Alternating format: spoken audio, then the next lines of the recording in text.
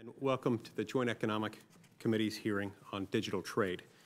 Chairman Tiberi couldn't be here today and has asked me to chair the hearing. I want to welcome my colleague, Ranking Member Heinrich, and other members of this committee and the panel of expert witnesses who are appearing before the committee today.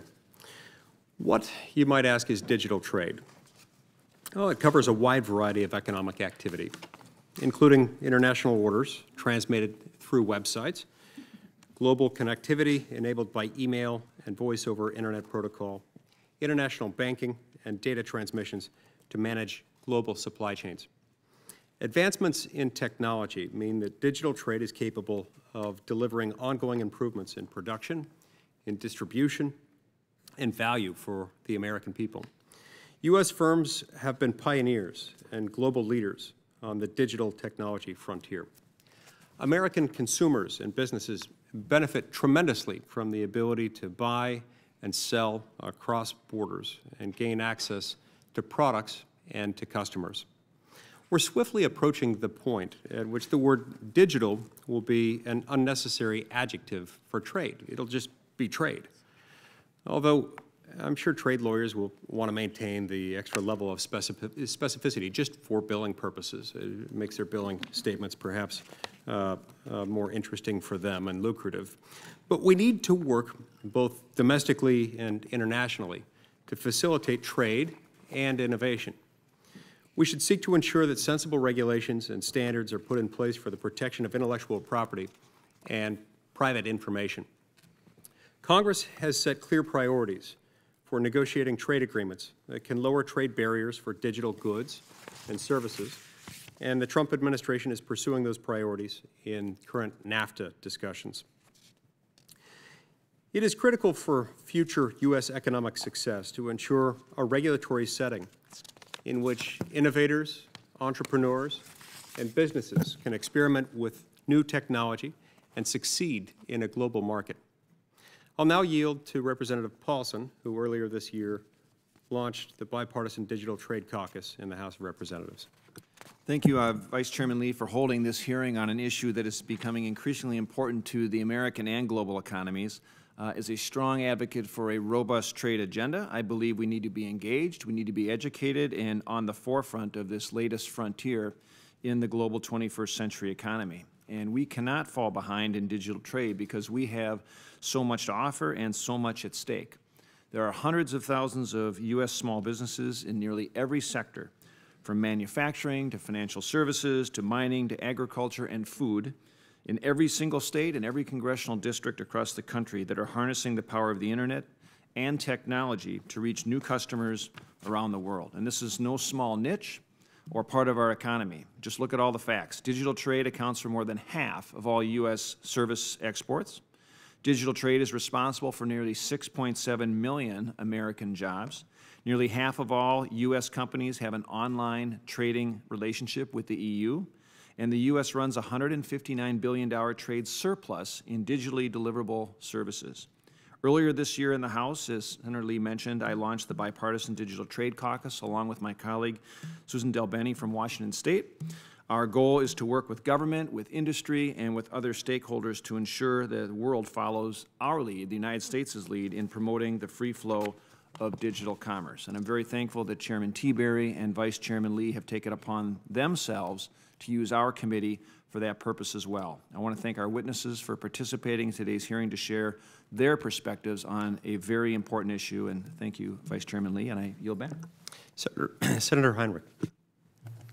Thank you, Vice Chairman Lee, and thanks to our panel for joining us here today. E-commerce touches industries across all sectors of the economy and Americans across the country.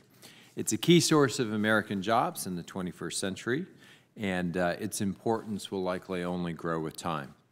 We know that the Internet enables U.S. companies, big and small, to more efficiently reach markets around the world. Manufacturers, banks, retailers, airlines, farmers, and a range of other businesses rely on the Internet to seamlessly access and move data across borders. The Internet has fundamentally transformed our lives and the way that we purchase goods. The benefits of international trade used to be concentrated among big business. The Internet changed that. opening doors to small and mid-sized businesses and even one-person shops. Now an individual with a broadband connection can sell his or her goods and services all over the world, from an artisan from Acoma Pueblo to a game designer from Albuquerque or a chili farmer from Hatch. They can all now enter the global market. A recent study found that 95% of U.S. small and medium businesses on eBay export, and 190,000 of those firms export to 4 or more continents. The United States is an e-commerce leader today. The International Trade Commission estimates that digital trade contributed more to gross domestic product than all but 4 states in 2011 and has lifted wages by as much as 5%, while adding up to 2.4 million more full-time jobs. In New Mexico, we are working hard to ensure that the opportunities of the digital economy reach into every corner of the state. I'm excited to welcome Facebook, which is scheduled to open a multi-building data center next year in Los Lunas that will generate more than 100 permanent jobs at the data center and up to 1,000 construction jobs. With 2 billion monthly active users, Facebook is literally built on cross-border data flow. To fully realize the gains from digital trade, we need to ensure that global policies enable companies to harness the power of the Internet to reach new customers around the world. For this to happen, it's vital that we have a free and open Internet with privacy protections. And that starts right here at home. Your personal information should not be shared or sold without your consent. Your health, financial, and other personal and sensitive information must be protected. While Internet providers must be prevented from selling users' personal information without user consent, companies should be able to choose where to store data. When U.S. companies can't store data in the U.S., they lose out on jobs and the ability to use the data to improve their products and services. As far as we've come with the number of Internet users worldwide tripling in the past decade, we are still in the early stages. And the opportunities for e-commerce domestically and internationally are unlimited.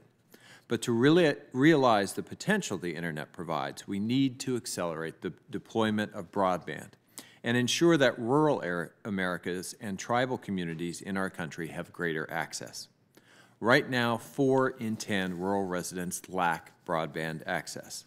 And among rural tribes, that number climbs to 7 in 10 without access.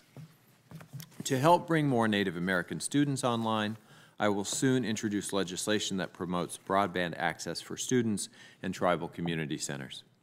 During a meeting I convened at the Santa Fe Indian School recently, the tribal administrator of Santo Domingo Pueblo in New Mexico, Everett Chavez, put it this way: access to the Internet is new, but it is an equally essential infrastructural need to our tribal communities, equal as water, power, telecommunications, or roads. It doesn't matter if you're a student, a rancher, a manufacturer, a teacher, a doctor, or a small business. High-speed Internet is now critical to thriving in the economy of today, much less the future. Finally, as we focus on digital trade today, we should be clear that this is just one piece of a bigger issue. We need to be vigilant to evolve the rules of the road when new technologies are developed and deployed, and to protect our workers from countries seeking advantages through unfair trade practices. Mr. Chairman, I look forward to hearing from our panel, and I want to especially thank former Ambassador Daniel Sepulveda, the witness that I invited, for being here today. Thank you very much, Senator Heinrich, and thanks to each of you for being here. I'm now going to go through and introduce our witnesses. We'll start with Mr. Daniel Griswold, who is a Mercatus Center Senior Research Fellow and co-director of the program on the American economy and globalization. Mr. Griswold is a nationally recognized expert on trade policy. Prior to his position at Mercatus, he served as president of the National Association of Foreign Trade Zones, and before that, as the director of Trade and Immigration Studies for the Cato Institute. He holds a bachelor's degree from the University of Wisconsin at Madison and a master's in the politics of the world economy from the London School of Economics and Political Science. Mr. Griswold, thank you for your work and welcome. Sean Heather is Vice President of the U.S. Chamber's Center for Global Regulatory Cooperation. He also serves as Executive Director for both international policy and antitrust policy. During his 17-year career at the Chamber, he's worked on a number of diverse issues, such as international trade and investment, taxes, standards, technology, and corporate governance. Before joining the Chamber, he worked for the Illinois Comptroller and with several political campaigns across the state. He holds an undergraduate degree and an MBA from the University of Illinois. Mr. Heather, thank you for joining us today. And now I'll pass it off to Representative Paulson from the great state of Minnesota to introduce our next witness. Thank you, Vice Chairman Lee. It is my pleasure to introduce fellow Minnesotan Nick Quade. Nick is the General Manager of Lino Lakes-based Relay Networks. It is a provider of network, wireless, and telecom equipment. In his role, Mr. Quade oversees the day-to-day operations of the business, and he deals firsthand with digital trade on a daily basis. As a result of his hard work, as well as those of his co-workers, Relay Networks currently holds a 100% positive feedback rating on its eBay store.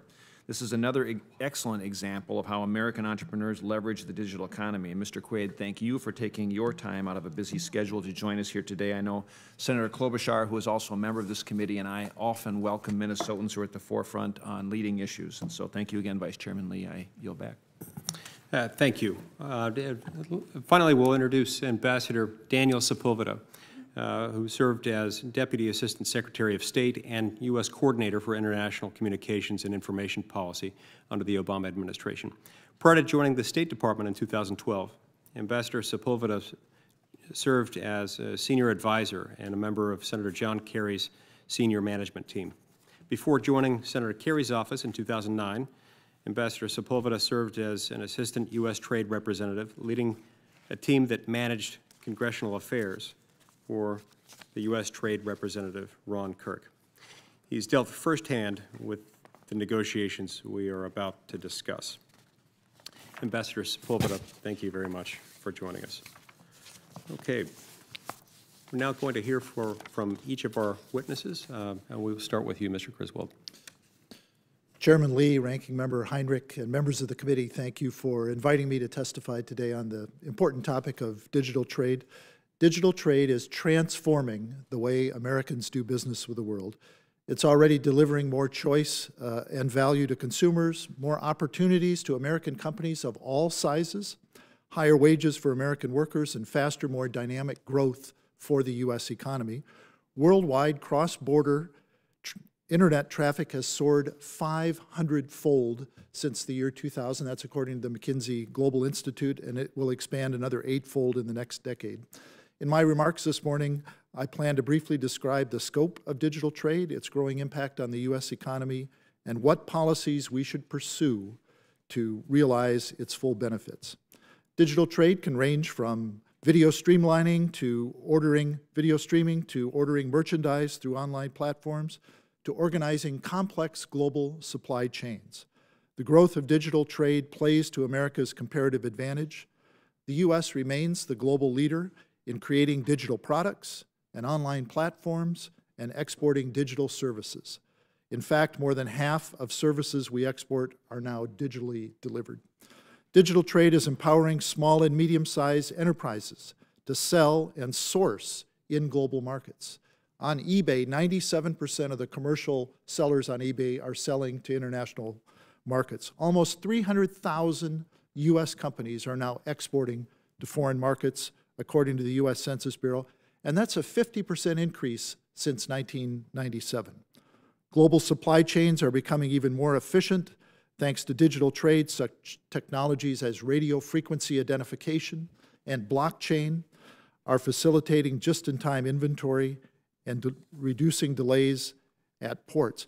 The U.S. International Trade Commission estimates that the Internet has reduced the costs both of exporting and importing in digitally intensive sectors by an average of 26%.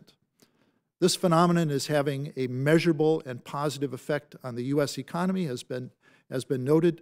The U.S. ITC estimates the enhanced productivity and lower costs because of cross-border digital trade has boosted U.S. real GDP by as much as 4.8%, real wages by as much as 5%, with no net job losses to the overall U.S. economy.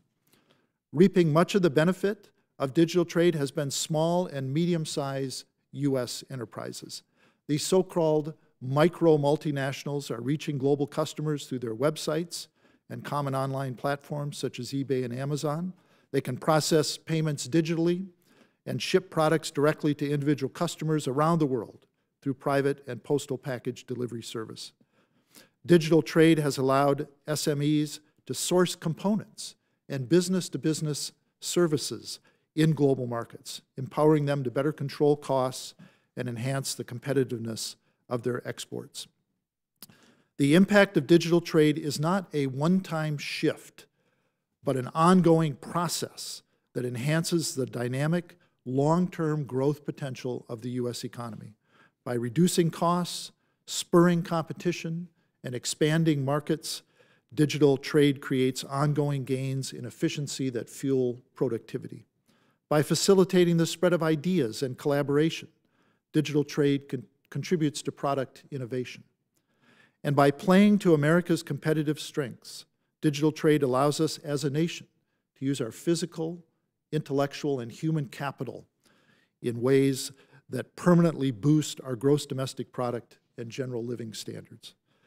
Now, despite the dynamic growth and benefits of digital trade, significant barriers remain to prevent Americans from reaping its full advantages.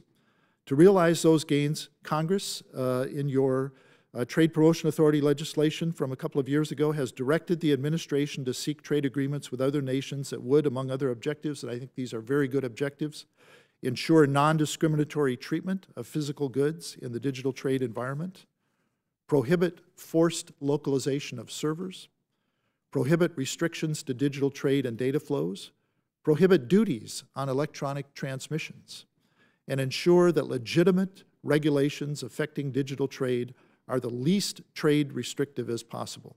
And I think you'll be hearing a lot about this today, but let me just add my endorsement of it. Congress should also seek higher, more economically and commercially realistic de minimis thresholds for e-commerce shipments to other countries.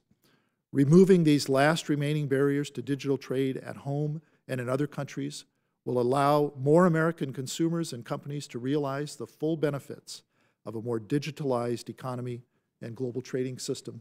Thank you, and I look forward to your questions. Thank you, Mr. Griswold. Mr. Heather. Good morning. It's a pleasure to be here, and the Chamber thanks you all for holding today's hearing. The United States has positioned itself as a leader in digital trade. However, our leading position is not assured, as foreign governments are trying to create their own Silicon Valleys by implementing policies that often serve as regulatory barriers.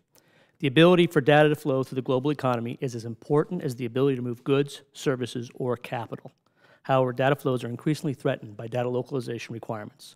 For example, the government of Indonesia currently has 10 different pending regulations that would require data localization. In Europe, France and Germany are increasingly promoting the use of sovereign clouds to limit the market access opportunities for American companies. China and Russia have encouraged indigenous innovation through local content requirements. For instance, Russia grants preferential treatment for domestic ICT companies when considering government procurement contracts. And in China last year alone, more than 30 measures were introduced across various industries, including many ICT-specific standards. Turning to data protection, more than 95 jurisdictions currently have data protection legislation. 68 of these jurisdictions are currently revising their data protection rules. While privacy standards are necessary in order to ensure consumer protection, consumers also demand the mobility of data to bring them the best products and services. Too frequently, privacy regimes can create difficulties for companies conducting business in-country and across border. A good example is the EU's General Data Protection Regulation. GDPR represents an immense regulatory challenge that has consequences for EU competitiveness and for American firms doing business in the European Union. GDPR's impact extends to Latin America, where it serves as a template. For example, Brazil, Argentina, and Chile currently have draft data protection bills pending which hold elements in common with GDPR. And other measures across Latin America include data transfer language that could serve as a significant barrier to digital trade. Some bills provide a list of countries whereby data transfers are permitted. Unfortunately, the United States is often not included on those lists. While regulatory challenges can impede digital trade, the motives aren't always easily discernible to label them clear attempts to obfuscate trade commitments. That said, many countries have cited privacy concerns as a basis for requiring foreign companies to store data within national borders. In these instances, privacy regulation becomes a forced localization requirement. Like privacy, we now see a growing patchwork of cybersecurity regulations that present compliance challenges and also hold the potential to mask protectionist motives. And finally, intellectual property protection. Too often, forced localization measures require tech transfers as the price to gain entry in a local market. and piracy too represents a well-documented drain on our competitiveness and adversely impacts digital trade. In closing, let me offer the following recommendations. First, we need to prioritize digital issues as central to our trade and investment policy agenda. It is our understanding that Ambassador Lighthizer and USTR are doing this as part of the NAFTA modernization efforts. We believe any agreement should, at a minimum, 1, prohibit discrimination and secure market access for U.S. technology companies, products, and services. 2, ensure the ability to move data across all borders for all sectors. 3, combat national policies that require the use of local technology infrastructure or requirements to transfer source code or compel access to algorithms. 4, facilitate regulatory environments that encourage innovation through smart and effective approaches to privacy, cybersecurity, data collection and analysis, and even traditional issues like customs play an important role in digital trade, given the e-commerce boom previously discussed and the need to modernize de minimis. Secondly, we need to look on the enforcement side of the ledger. We should consider what trade tools are appropriate to address digital barriers. Chorus offers us a success story on enforcement. In 2015, through a consultative mechanism created under the agreement, the U.S. and South Korea were able to discuss and resolve regulatory concerns that restricted data flows. Today, though some data flow challenges remain, South Korea has one of the more open data flow regimes in the world. 3, we need to advance more workable arrangements that bridge national privacy regimes between the United States and our key trading partners. The United States should continue to support the U.S.-EU Privacy Shield framework and APEX cross-border privacy rules. 4, it is important that the Department of Commerce and State Department's Digital Officers Program continue. These programs should be used to drive U.S. competitiveness by promoting U.S. digital exports and advocating for the adoption of friendly digital regulatory frameworks in foreign markets. And 5, we need to do a better job of actively engaging and shaping foreign laws and regulations. U.S. regulators, not trade negotiators, play an important role outside of trade agreements in seeking opportunities to influence foreign regulators. Involving them to help prevent and combat regulatory barriers is going to be crucial going forward. In conclusion, I thank the committee for the opportunity to testify and look forward to answering your questions. Thank you, Mr. Heather. Mr. Quade. Thank you, members of the committee, for holding this important hearing today. I'm the General Manager of E-Commerce Division for Relay Networks Minnesota. We provide domestic and international customers with access to functional and affordable indoor, outdoor wireless networking equipment. We leverage relationships with major universities, school districts, industry leaders to source and sell our products when their IT equipment comes out of service. By refurbishing this equipment, we are extending the life of these items that would otherwise end up as e-waste or could possibly end up in a landfill. Our business is expanding quickly, and demand, especially internationally, is currently outpacing supply. In this volatile retail environment, small businesses like us must have an e-commerce presence to survive and compete. I have worked in the e-commerce field for nearly 10 years now and know that e-commerce is the future of commerce. Our product reaches the entire globe through platforms of eBay and Amazon. These platforms further expand the multi-billion-dollar networking business to a customer base that even 5 years ago wasn't possible. 20% of our sales are exports to customers in over 50 countries, which expands from Switzerland all the way to Australia. The education field internationally is one of the largest in terms of demand. Relay Networks is an example of the many thousands of small American businesses that are benefiting from and growing on top of the global digital economy. We are using digital tools to reach customers that, again, were previously inaccessible for a business of our size. I believe that much of that economic benefit is being realized by small businesses that are in turn creating jobs in their local communities. Unfortunately, there are critical barriers to further driving this growth, and governments are slow to catch up with an industry that has grown 45-fold from 2005 to 2014. While the U.S. has withdrawn from the Trans-Pacific Partnership Agreement, the digital trade provisions that sought to remove barriers to digital trade were positive for my business. But TPP fell short in one critical way. It did not compel countries to increase their customs de minimis thresholds, which are the country-by-country thresholds below which international buyers can import items duty and tax-free. Congress took the right steps to increase the U.S. de minimis threshold to $800 in the Trade Facilitation and Trade Enforcement Act, but now we need to encourage our trading partners to do the same. Now that we are post-TPP, we should look to use trade policy making to both advance the positive digital trade provisions that were in the TPP, as well as the sense of Congress that was included in the Customs Reauthorization Bill. And the current NAFTA negotiations are a perfect place to start. Our neighbors to the north in Canada have a $20 de minimis threshold, which means that Canadian customs officials can intercept, open, delay, and assign levies to my sales. Needless to say, this does not promote a good buyer experience and compromises my relationship with that buyer. Furthermore, Canada's threshold was set in 1985 when I was 3 years old. And according to the Neil MacDonald of the CBC News, Ottawa spends $166 million a year to collect $39 million in taxes and duties. It's quite astonishing. On the Canadian side, this policy amounts to a protectionist move that puts every consumer at a disadvantage. And on the U.S. side, this is a trade barrier that hurts small businesses the most.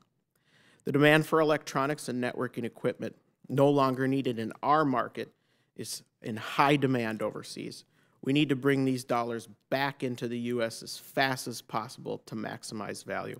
While 20% of my sales today are to international customers, I know they would grow if digital trade barriers like the de minimis thresholds were taken down. Just recently, deals were lost because of fees involved.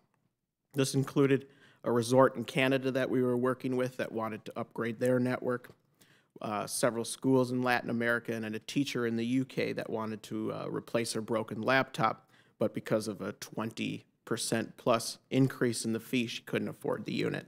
These are just several of numerous examples. Thank you again for the opportunity to share my views with the committee, and I look forward to answering all your questions. Thank you. Ambassador Sepulveda. Mr. Vice Chairman Lee, Ranking Member Heinrich, members of the committee, thank you very much for the opportunity to testify here today. The digital economy and the preservation of the open global internet may feel like an issue that is somewhat removed from the daily lives of your constituents, but it is not. It is central to their success in today's economy, and it is central to our ability as America to lead the world going into the 21st century.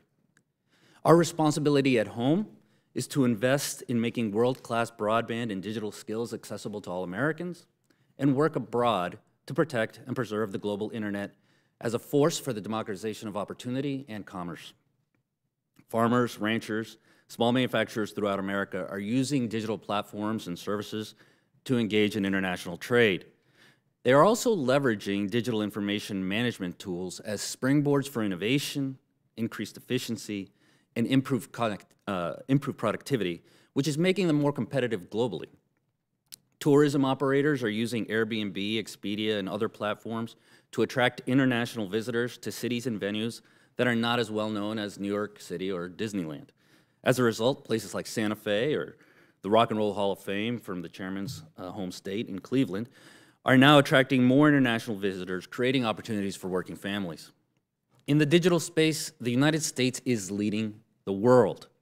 But to stay there, we need three things. We need a clear digital trade strategy, and I fully endorse the arguments made by my fellow panelists.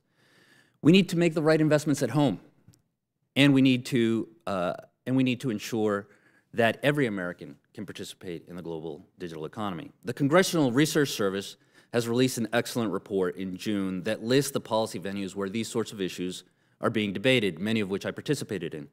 From the WTO to the G7 and G20 gatherings, which are issuing annual digital ministerials, to the OECD and the United Nations, and in our bilateral engagements, digital trade and the global open internet need to be a high priority.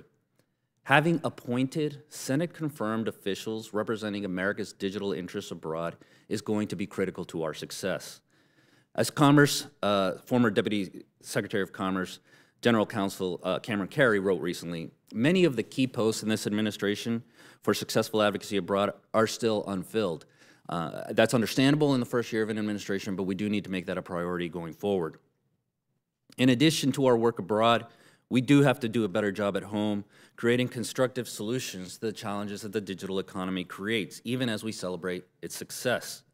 The reason that many of the risks abroad that are being created are rooted in fear. They're rooted in fear of cybersecurity threats, they're rooted in fear of privacy, they're rooted in fear of disruptions to local labor markets, to the relationship between government and the market. To instill trust in digital trade in the sense that it's working for all, we need to team with our technology community to bridge the digital divide at home, help bridge it abroad, and address new challenges that the digital economy is creating. The United States needs to lead the way with workable solutions to these challenges, or we will end up dealing with a global patchwork of laws and regulations that end up doing more harm than good and splintering the global internet. In some countries, the sharing economy, artificial intelligence, and robotics will face impossible restrictions due to fear of labor disruption, and if we do not show them how to transition the displaced due to technology at home, they will not have the proper roadmap for how to deal with displacement in their own communities. And as Europe has indicated, without mutual recognition for our respective structures for protecting consumer privacy, there will be calls to close off data from transfer abroad. In fact, I think the most pressing and immediate challenge to the health of digital trade is the preservation of the EU-US privacy shield to ensure that transatlantic data flows are not hindered. The EU is by far our largest digital trade partner, and our systems for governing the digital economy need to remain interoperable. In closing, it is also critical that we protect network neutrality at home, to send the message abroad that services and applications delivered over the global internet must remain free from discriminatory treatment by local and national broadband internet service providers. Repealing network neutrality regulation at home without a legislative replacement will not help us to argue abroad that the pipes entering homes and businesses in China, India, and Brazil should remain open to our services on a non-discriminatory, untariffed basis. Our kids take the global internet for granted and everything it makes possible. As leaders, we cannot. It is up to us to make sure that they can benefit from digital trade and a digital economy that works for them and remains a force for progress for decades to come. I thank the committee and my fellow panelists, and I welcome your questions. Thank you very much to each of you for your remarks. I'll begin the round of questioning, and then we will go in order of in the following order. So I'll raise questions. Then Senator Heinrich, Representative Paulson, Senator Peters, Senator Klobuchar, Representative Delaney, and Representative Beyer. At the outset of my questions, I'd like to ask each of you to identify a couple or three policies that you would adopt if you were king for a day. Let's say if you were Congress for a day. A couple or three policies that you would put in place if you could make that change to prioritize, advance, and protect digital trade. And we'll start in the opposite order from last time. So start with Ambassador Sepulveda, and then move to the other end of the table. I think you're going to get a fair amount of agreement on the panel in terms of international policy specifically. First of all, we would advocate at every international gathering to ensure that data localization wasn't used in an anti-competitive manner. Second, I think that we would all work to bridge the digital divide abroad. That would mean there are 3.2 billion people connected to the internet today. That means that there are close to 4 billion people who are not. And that's a market that we could be reaching in this particular space where we are such a leader. And then at home, I would do everything we could to bridge the digital divide. I think the move towards making significant investments in infrastructure at home should include an effort to connect the 23 million Americans in rural communities that are not yet connected at broadband speeds. So those would be my three. Thank you. Mr. Quade? King for a day? Yes. That sounds excellent. Well, an $800 minimum threshold universally would be incredible. Not only would we be able to reach consumers, but we'd have a business-to-business number there too. As our average is about $180, but $800 is where we're at.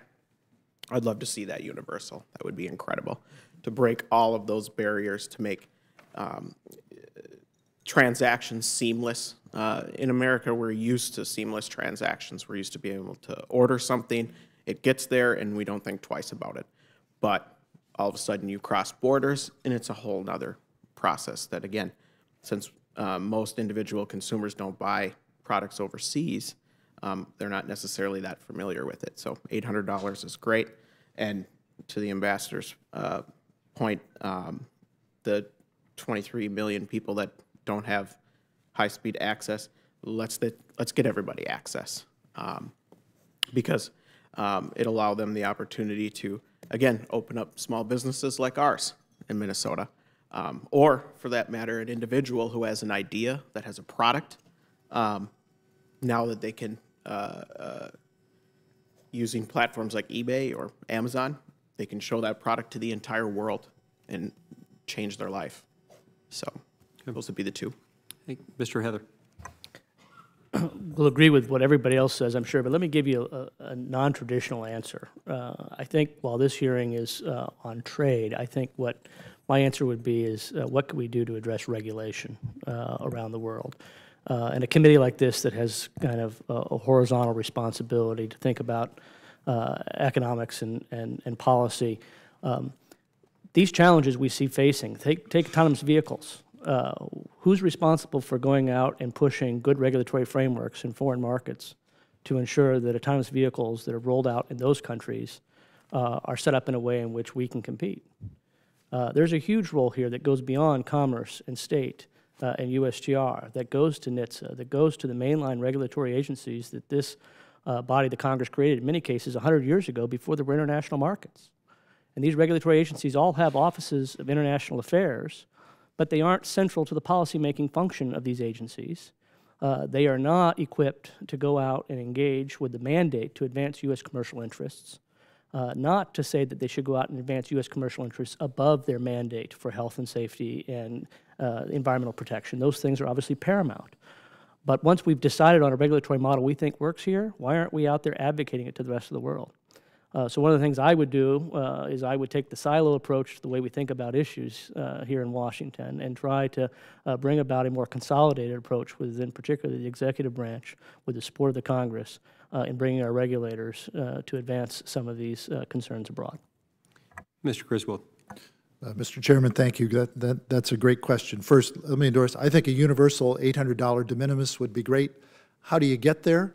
You know, we had a successful trade facilitation agreement in the World Trade Organization. That seems to me maybe one approach, maybe amending that agreement. We have a World Customs Organization, maybe discussions there. Most countries in the world have a de minimis standard under $200. So there's some heavy lifting there, and I think negotiations are the way to do that. I think the Trade Promotion Authority bill that Congress passed in 2015, all those negotiating objectives are important. You know, we basically have our digital policies pretty correctly in this country. I don't always say that about U.S. policy, but I can say that here. The problem is largely in other countries. How do you get them to address that? It's through negotiated agreements. Chapter 14 of the Trans-Pacific Partnership remains the best template we have available. And I think maybe in the renegotiations of NAFTA, that should be an objective, along with talking to our Canadian friends about their de minimis standard. The Korean Free Trade Agreement, according to a survey by the Congressional Research Service, has the most robust digital trade provisions of any agreement we've signed. Currently, I think for many reasons, walking away from the Korea agreement would be a huge mistake, but digital trade would be one of them. So that's my wish list if I were king for a day. Thank you. Senator Heinrich.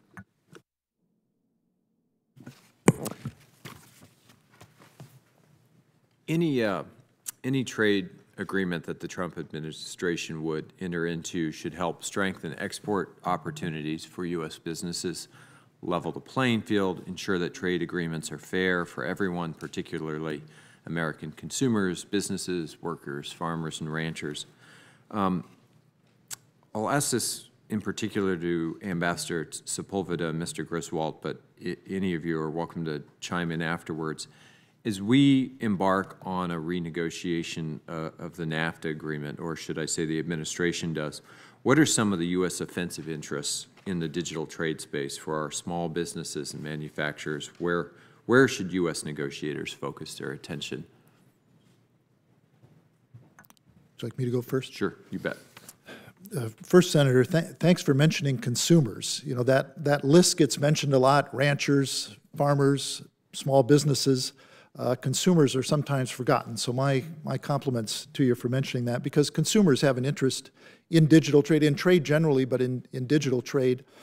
And I have to say, I'm complimenting Congress a lot today. When you raise the de minimis standard to $800, that's probably one of the best things you've done for your constituents in the trade front in a long time. And I think on NAFTA— Mr. Quade's nodding, for the record. In NAFTA, I think that should be part of the discussions, and they're going beyond just the strict guidelines of TPA. I think the localization of servers. By the way, Mexico has a de minimis threshold of $180, which is or $300, excuse me, but that's still significantly below where it should be. So I think that's what we should do in those negotiations. Ambassador, do you want to jump in there? I would endorse all of Mr. Griswold's recommendations, and I think it's also important to think about consumers in Mexico as well as consumers in the United States. The degree to which a product like the one from Relay that can be sold de minimis to a teacher to be able to use to teach his or her kids in Mexico. Clearly, that was the intention of a de minimis standard in the first place. Right. Right. That's very useful to everyone involved, and as it was pointed out, it's highly inefficient to have a de minimis significantly lower than that. And it's a good signaling thing for us as the United States to have elevated our de minimis to 800. We have an incredibly open internet in the United States. I mean, obviously, even the Russians can play on our internet. But there are a lot of countries that control content very closely, control who can have a website, what is on that website, what can be offered. What should our response be? And some of these countries are quite large trading partners of ours. What should our response be generally in terms of negotiations to that very different playing field domestically and abroad? Mr. Griswold, do you have a?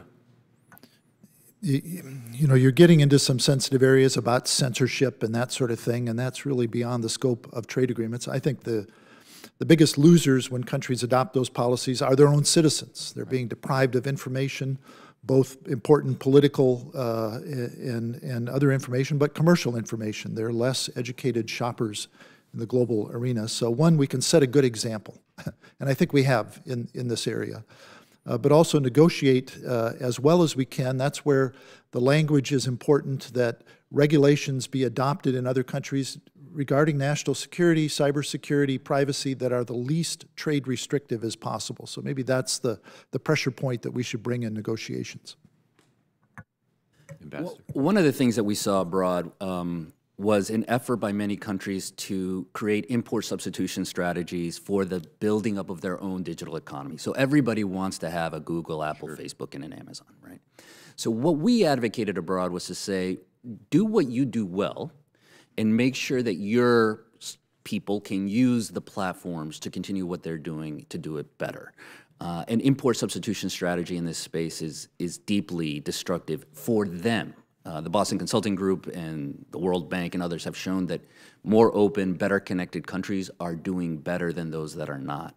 But there is, to some degree abroad, this feeling that the United States has first-comer advantage, and that they're responding to that first-comer advantage by creating barriers to our firms being able to do well in their markets, to which we have argued and believe the evidence exists to say that actually having and using the platforms that the American economy has been able to create is useful for you.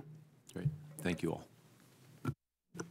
Representative Paulson. Thank you, Vice Chairman Lee. Mr. Quade, you and the other witnesses here today have presented some very valuable testimony about the importance of digital trade, and trade to American businesses and to our economy. And as I mentioned earlier in my opening statement, both Senator Klobuchar and I can attest to the numerous small businesses, in particular in Minnesota, that have shared that type of success story engaging in the digital economy. It's great to have you here. And so, you know, I'm curious, as members of Congress consider future legislation in this area, as we watch the administration negotiate future trade agreements that include digital trade provisions, I think it'd also be helpful for this committee to hear about some of the specific barriers, and you outlined the de minimis component to digital trade that companies like Relay Networks face.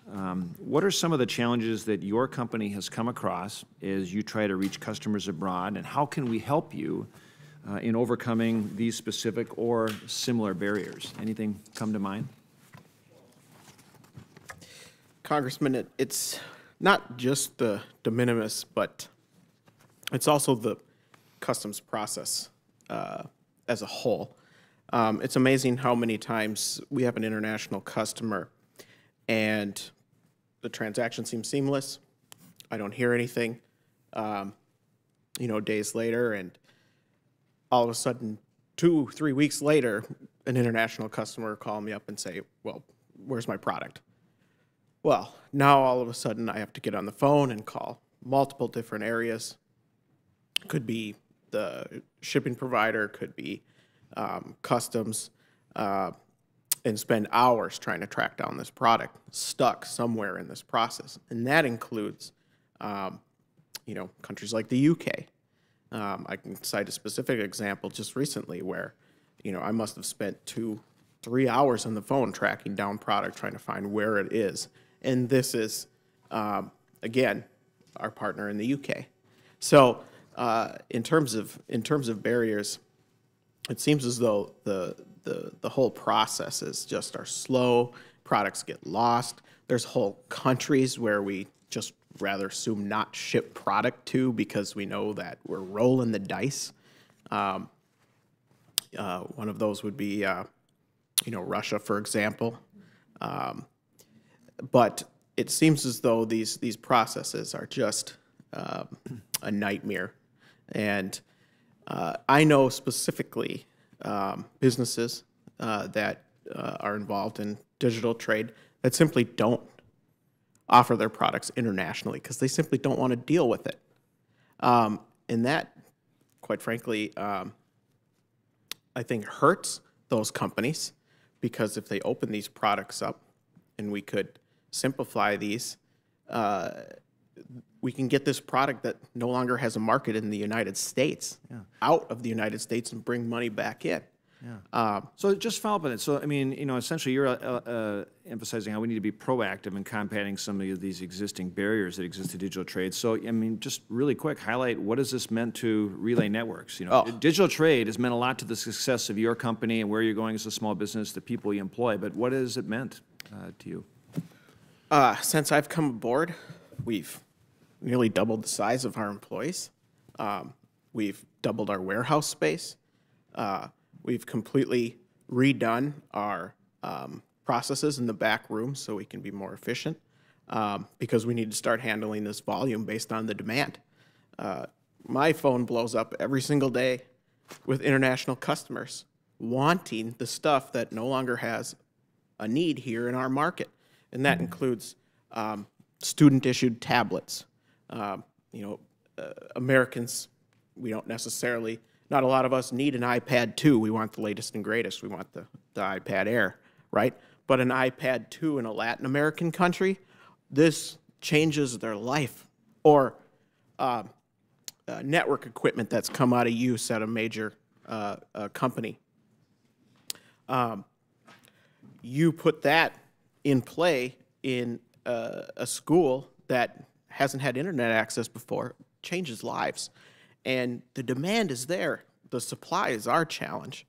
So we need more equipment that's been sitting around in IT closets because of this international demand. So we can bring that money again back into the United States. And so I can keep hiring more people so we can keep expanding our warehouse.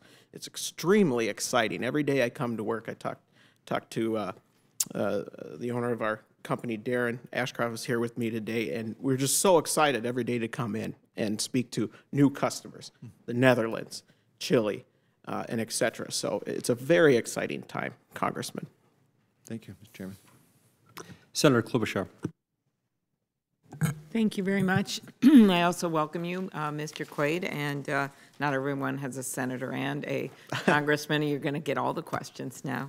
But thank you for employing people in our state.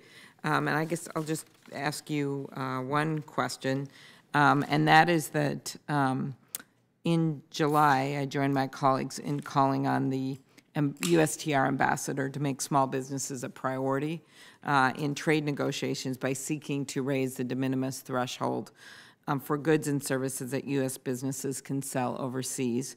And as noted, right now up to $800 can be imported into the U.S. With no duties or tax, but a U.S. company would face, as you point out, a much lower threshold when exporting goods and services to another country. When we have 95% of the world's customers in foreign countries, there's a world of opportunity out there, as you point out. Can you talk about, expand on how making sure that the de minimis level for developed countries can benefit small businesses? Sure. Again, when, Senator, you take down these barriers, it creates that seamless transaction that we're all used to here in the United States.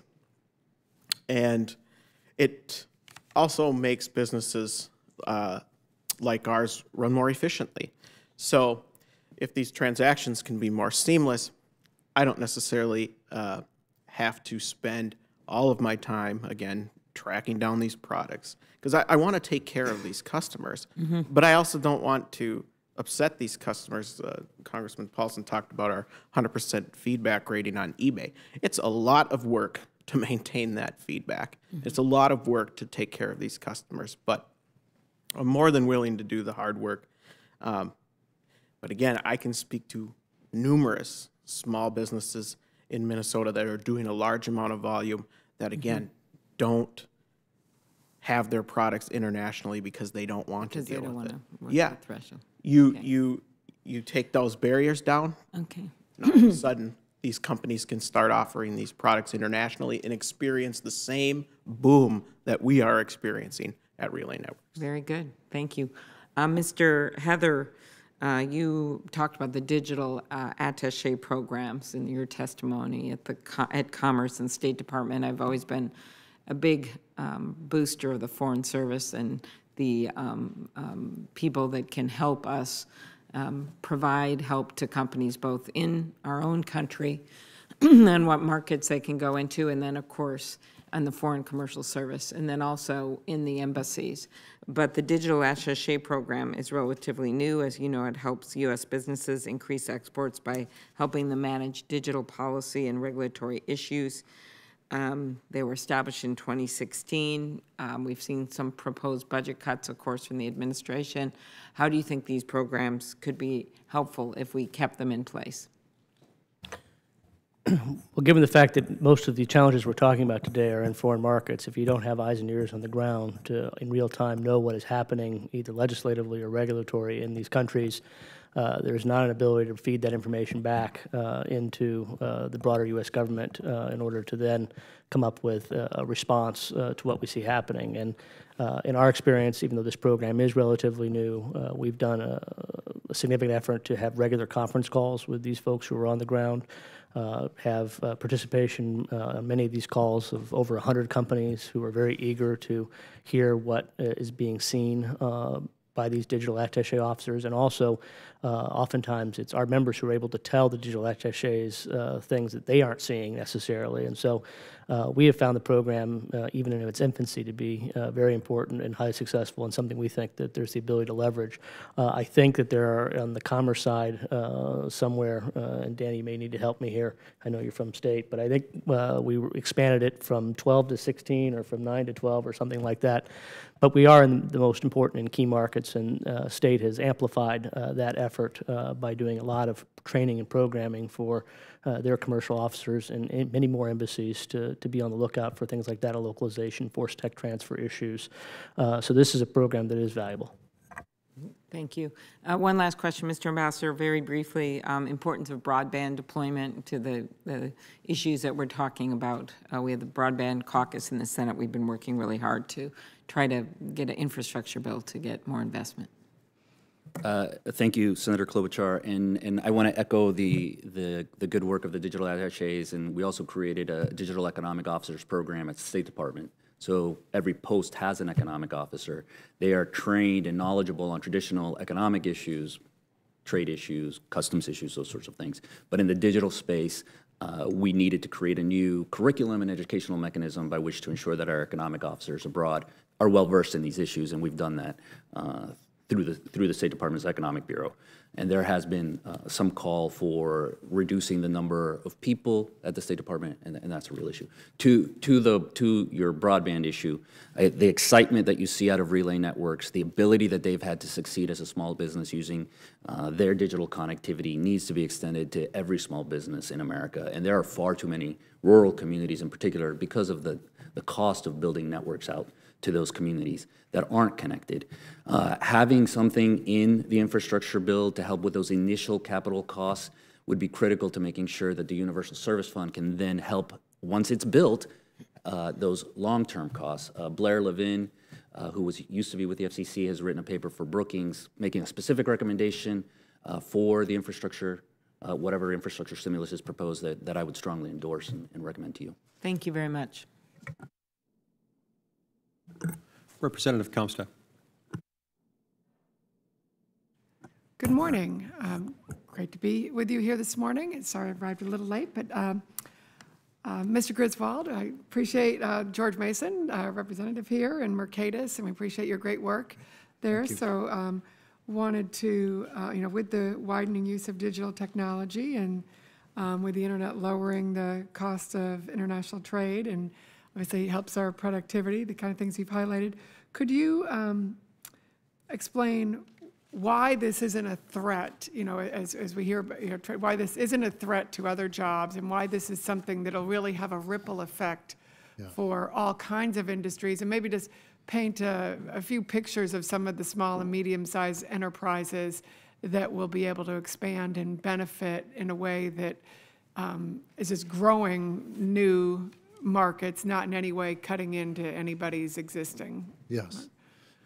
Thank you for that question. Yes, there's a lot of anxiety about jobs connected with trade, and I make the point in my testimony, this isn't something radically new about the why of trade, it's about the how. So the same principles apply. Trade, international trade, allows us to do more of what we're better at.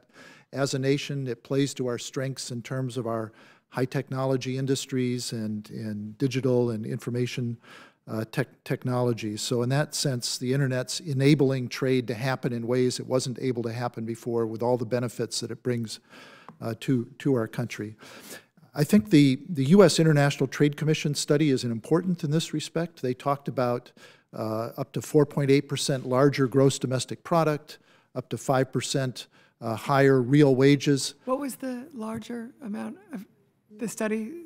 Yes, that was the 2014 U.S. International Trade Commission study on digital trade, and they estimated that our GDP is larger by 3.4 to 4.8%. Real wages of American workers in Northern Virginia and around the country are 4.5 to 5% higher. They were more cautious on jobs.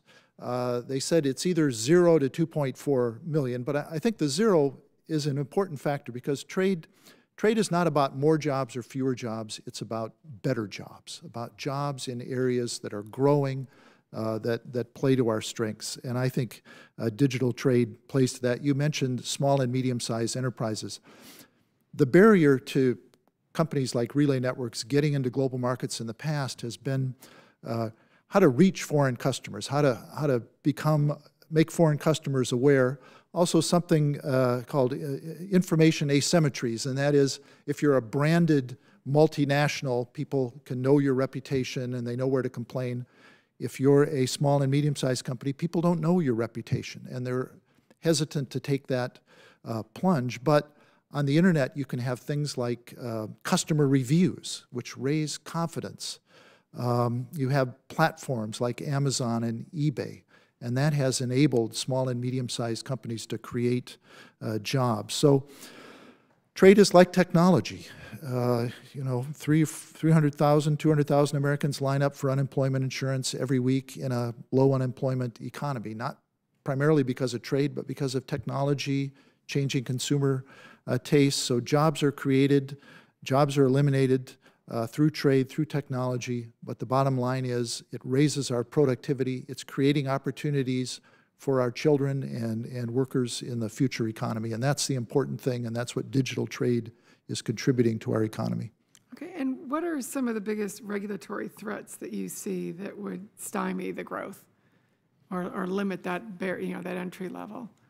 Yes, well, there are barriers to cross-border trade, and we've talked about a lot of them today in terms of forced localization of servers, which, by the way, interferes with the cloud. Small and medium-sized companies, the cloud computing is more important to them than it is to large companies that can have their own IT departments. But the cloud has enabled small and medium-sized companies to buy those services, and that's why forced localization of servers is something we need to resist and get into trade agreements.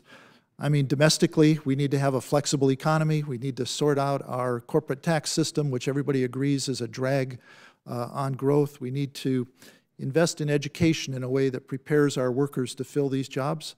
I know it's beyond the scope, but immigration reform so that high-skilled workers can come into the country and help us grow these high-tech companies and create the innovative digital products that we can then export to the rest of the world. So it's a broad package, but you're exactly right. It's all part of a package of making our economy more flexible and opening up markets for opportunities. Okay, thank you, and thank you so much for your work. You. Representative Byer. Thank you, Mr. Chairman, very much. I want to begin by saying, as an automobile dealer in my real life, 99% of our sales start online, so it's very, very out there. Mr. Heather, I want to thank you right off the top for pages 8 and 9. You have a very clear multi-page strategy for where our digital stuff should go, so thanks for putting that together. Ambassador Sepulveda, you say very eloquently that it's critical we protect our network neutrality at home, to send the signal to others that services and applications delivered over the global internet must remain free from discriminatory treatment by local and national broadband internet service providers. It's said eloquently. Can you expand on that? And did the recently announced FCC plan to roll back the Title II designation on net neutrality, is that a step in the wrong direction for our digital trade? Thank you, sir. I hesitated to mention that due to the fact that it is an issue that is being heavily debated in the Congress. The reason I mention it is because the internet services are global in nature. That is to say that if Relay Networks puts up a website, it can reach any consumer anywhere in the world as well as anyone else, right? Broadband internet service is provided locally. So that last mile, if your service or speech is discriminated against in that last mile, it will hurt you. And that is the point of control that could be leveraged abroad against our providers. Now, the signal that we send when we say that network neutrality is not going to be the rule of the land in the United States sends that signal to other countries that it's okay for their broadband service providers to discriminate against content that isn't local or isn't originated in their country. So that's the biggest challenge. I think it sends a bad signal, particularly to repeal the rule without having a replacement in law. You can have an honest and you will have a very strong debate and deliberation on what that should look like in law versus in rule. But I strongly support Chairman Wheeler's work, and I think it's sent the right signal abroad. And I know that you've done work with Chairman Wheeler on this in your own district, and we appreciate that work. Yeah, thank you. Mr. Ambassador, the Korean-U.S. trade agreement was hailed as having the most modern and robust digital trade chapter in history. How would you assess the success of this a few years in? And aside from the obvious strategic and commercial impacts, can you discuss the impact of a Chorus withdrawal on digital trade, both with Korea and internationally? I think I would echo what my fellow panelists have said, that the Korea agreement was very, very strong, as was the language in the TPP, which was not pursued. I think at the end of the day, it would send a very poor signal to a very strong ally and a key commercial partner to withdraw from the Korea U.S. free trade agreement. Thanks. Mr. Heather, I have a similar question on NAFTA. So the original NAFTA obviously predated the centrality of the internet and digital goods, but NAFTA still governs North American trade in telecoms and digital goods and services of some status quo. So how important is the digital piece of the renegotiation that the President's talking about?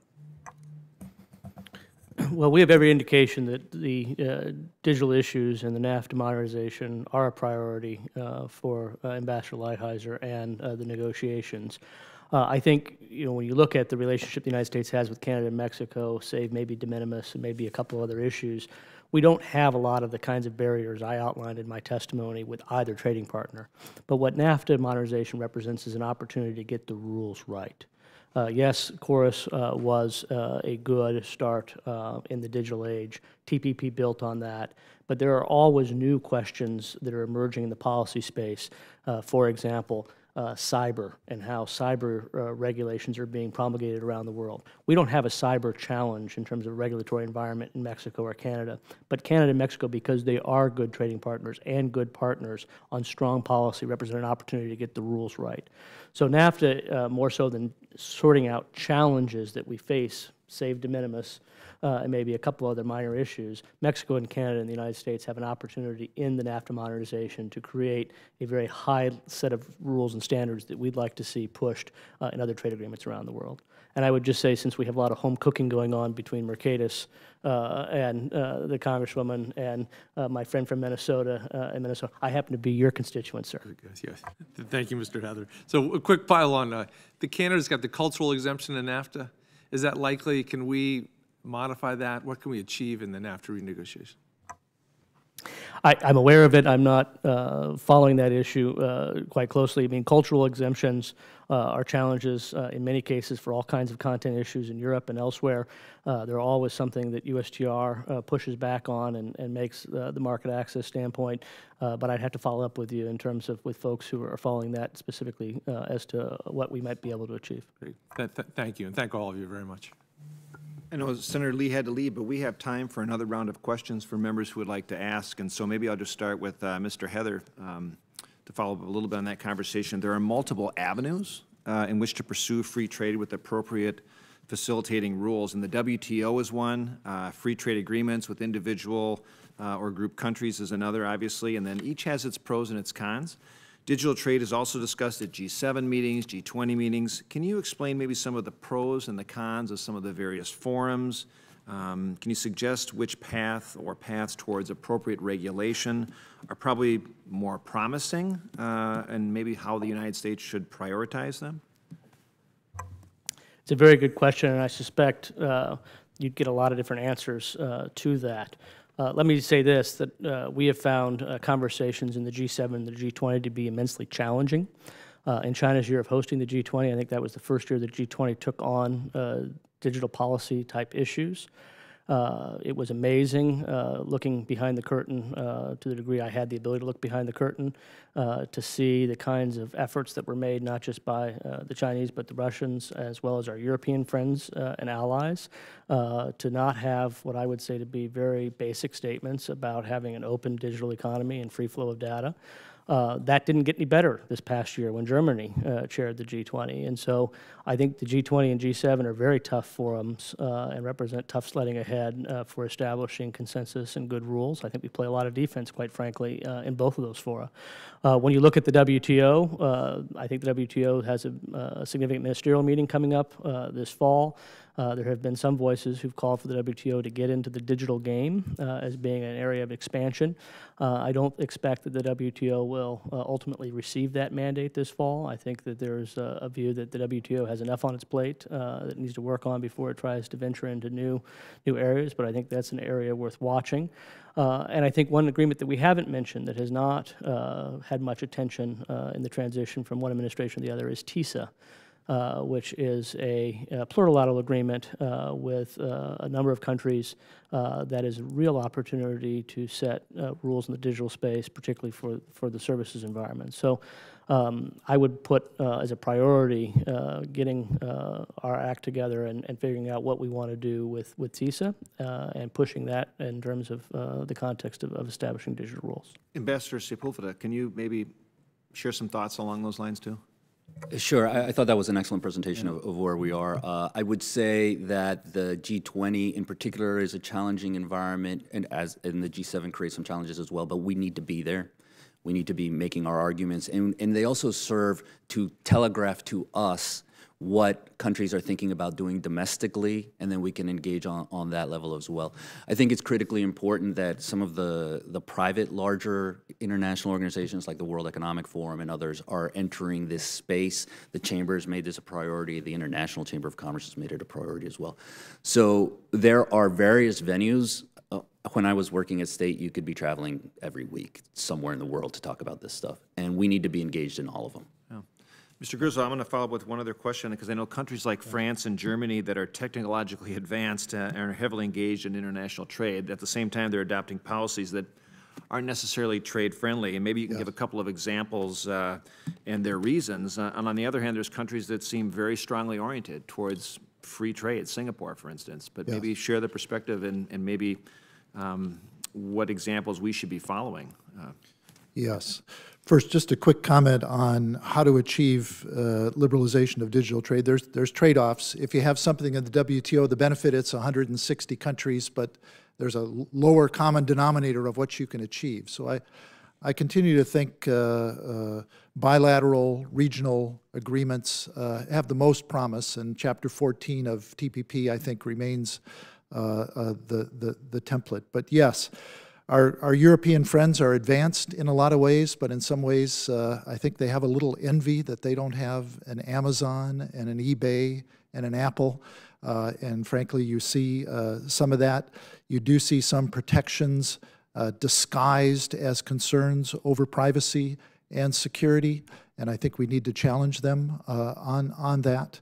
So I think we need to continue to push them. It's in their interest. We can make this in their interest. To have localization of servers and things like that, it really inhibits your own efforts at security. If information can be located in multiple sources, not only in your own country, but elsewhere, and in countries like the United States, where we have very high security and technological standards, I think we need to make that case to them, that it's not only in our interest to open up your market, but it's in their interest to have a more diverse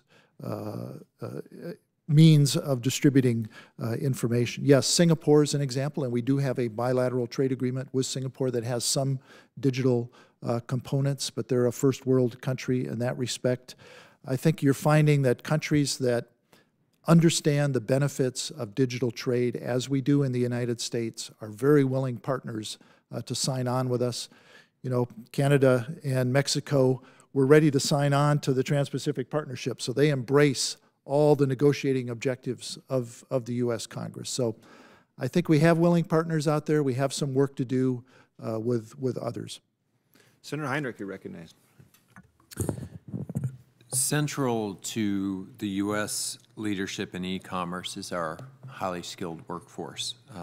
To ensure that we build on our current strength there, we obviously need to invest in that workforce through quality education, things at work, job training, apprenticeships, other programs that equip our workers with skills needed to compete in that global economy, electronically and otherwise. Last week, the administration announced its decision to end the Deferred Action Program, DACA. Starting with you, Ambassador, and I'll just go across and get all of your thoughts. What is your assessment of how ending that program will potentially affect the U.S. economy and our ability to compete in coming years? Thank you very much, Senator, for that question. The technology community and I think the corporate community has spoken fairly uniformly on this. The estimates are that it will cost hundreds of billions of dollars to end the DACA program. And for the technology community, where so many in that community are either immigrants or the children of immigrants, this issue has hit very, very close to home. In fact, I think Brad Smith has said that this Congress should take up DACA legislation even before they move to tax reform, which is obviously something critically important to Microsoft. So as we move forward, being open to the world's talent, being respectful of all our children, and making sure that the corporate community has all the talent it needs available, because this is not a zero-sum game. For us to succeed in the global economy and for them to continue to innovate and grow is incredibly critically important. Anyone want to add to that? Yeah, and Senator, thanks for bringing that up. You know, free digital trade is necessary, but it's not sufficient. We have to have the educated workforce, the flexible domestic economy to take advantage and create the new products, and immigration is part of that. I know it's controversial, but we're facing a demographic issue in this country where the workforce is going to start shrinking without immigration because of declining birth rates. But we also have a challenge in terms of a trained workforce in the STEM subjects. You hear anecdotally and otherwise of U.S. companies who cannot hire the high-skilled workers they need. These are manufacturing companies as well as, you know, IT companies. As far as DACA goes, to me, these young people are about as close to a sure bet as you can get. This is basically the only country they've known. They're fully Americanized in every sense in terms of the language and the culture. By definition, they've graduated from high school. The older ones, over 25, 2/3 of them are either in college or have graduated from college. Hundreds of them are working in high technology companies. They've been fully vetted in a security point of view. You know, I disagree with some of the economic statements that Attorney General Sessions made, but I think constitutionally he's probably right. It's up to Congress to fix this problem. And I would just, you ask about my wish list.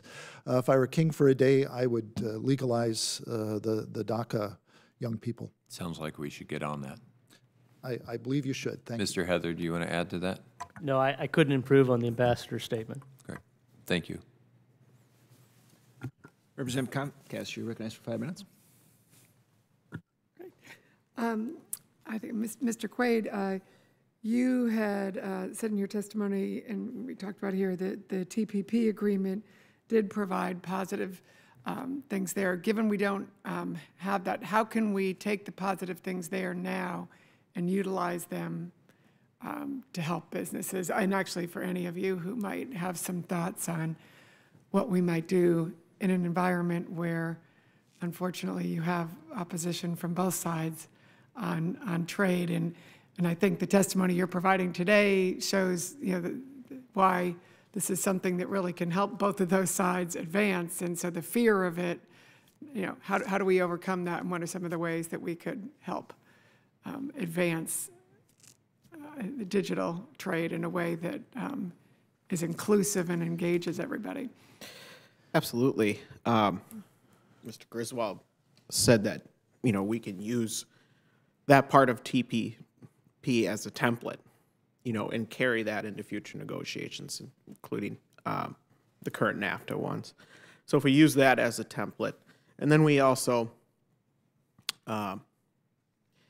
bring it on an individual level, like I was talking about earlier, the small businesses, just including our neighbors in Canada over here that I deal with, or the education field internationally that's looking to get connected. But that barrier because they're limited in capital, you know, so they're on tight budgets. But this is really like a micro enterprise assistance if we were able to exactly help here, and would change sort of the whole dynamic of, you know, aid versus trade. This is another area. Yeah. That's a perfect way to think about it. Think about it as the easiest way that we can touch an individual, allow them the free flow of goods like we're used to in the United States. the teacher, I referenced the teacher in the UK who was just looking to replace a laptop. Why is it that somebody has to show up on her door with the laptop and say, give me another $60 for a $225 laptop? You know, that's a perfect way to humanize a trade agreement. How does this affect individuals? And I see it all the time. You know, that the resort in Canada that I was working with, you know, they just wanted to upgrade their network, but threw it out. You know, we couldn't do it. The customer said, "All right, well, maybe we'll visit it next year." You know, like, well, geez, you know, if we could just get this done now. So it ends up depressing their business. You lose Exactly. business. There's nobody there who's necessarily engaged in this, but there's no reason they couldn't be. But I mean, the U.S. is the leader in this area of digital trade at this point, so there's nothing to fear for us in terms of, I mean, who would be our nearest competitor in the digital trade area? I think perhaps one of the other members of the panel could answer that, but I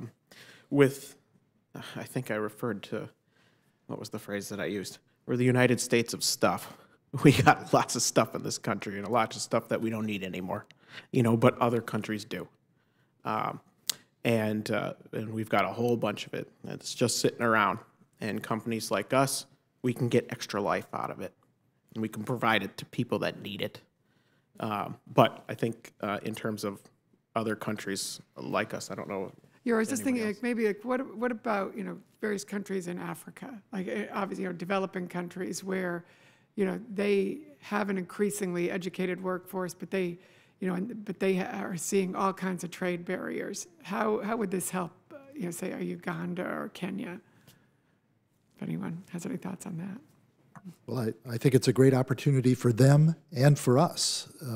As Nick points out, there's a great demand over there for stuff that we've got, that we've moved beyond that.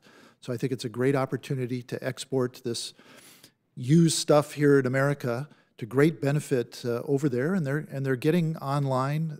You know, they have access to cellular networks over there, and it's transforming the way business is being done in Africa. So there's a great opportunity there. We can earn more through our exports. So, but again, the issues are largely over there, and we need to work with them. I think the African Growth and Opportunity Act is a good thing Congress has done to encourage trade there. But you're right, it's both good business, and I think the U.S. being a good citizen in the world, encouraging trade with those countries. Right. If I could. Thank you. Oh, I'm sorry. If I could just add quickly, in traveling around the world, I spend a significant amount of time in the developing world, particularly in Latin America, but in Africa as well. And where you see, it's fascinating to see people who want to be connected so badly. I mean, you'll see kids without shoes, but they'll have a cell phone, right? There is a hunger for this type of connectivity. The challenge is that in too many countries, governments see it as a revenue grab, essentially, that they could, to tax digital goods, to tax high technology products, because they feel it's a luxury. But the fact of the matter is that connectivity and these services are no longer a luxury. They're a necessity to compete in the modern economy. So one of the things that we did was we created the Global Connect program, and we teamed up with the World Bank to try to send the message to finance ministers around the world to focus not on taxation, but on connectivity. And we have seen examples of success. So in Colombia, for example, they had a program called Vive Digital. And the idea was to not tax computers and tablets. And they did a reverse auction system by which to connect their rural communities. And they connected 90% of rural Colombia. And a computer was actually cheaper in Colombia than anywhere else in Latin America because of these programs to incentivize consumption of these goods and get people connected. So kind of changing the taxation in their, like, with a focus on education, that they see it as education rather than a luxury good. It's not watching movies, it's educating the kids and having these kids, you know, if you're in, you know, rural area and in a third world country, you still can get access to the best education if you would just get these tablets that we can take our used ones and get to them, right, and be really a dynamic change for them. And these tools will make them better at whatever they're good at. So if you're really good at agriculture, be really good at agriculture, and we can use the connectivity and the tools of the internet and information services to be better at it. You can't tax your farmers, your ranchers, from getting these tools that are necessary to succeed in the modern economy. It won't work. So it's sort of a modern-day machine and tool tax, which I know still in the U.S. we're always trying to get rid of in various places because it's taxing the tools to get things done. We need to maybe kind of get rid of these taxes internationally. Well, we are going to wrap up. I would like to thank the witnesses again for being here today. The record will be open for 5 business days for any member that would like to submit questions for the record, and this hearing is adjourned.